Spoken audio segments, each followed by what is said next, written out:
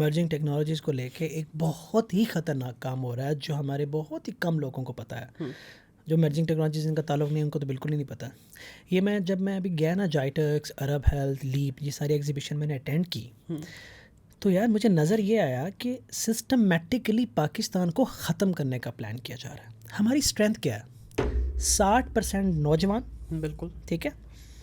उन 60% नौजवानों को ख़त्म कर दो, ख़त्म है। ख़त्म। 60% नौजवानों के मसल्स हमारी स्ट्रेंथ नहीं है।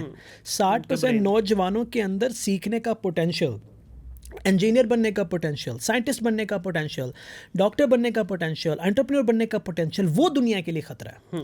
अब जब आप ये जो क्राइसिस पैदा करके उनको छोटी छोटी ट्रक की बत्तियों के पीछे लगाओगे, ठीक है, 10 साल में दुनिया एवॉल्व होती होती कहाँ चली जाएगी? एक इंडियन स्टार्टअप आता है, उसने ब्लॉकचेन के अंदर 4 मिलियन 5 मिलियन की ट्रांजैक्शन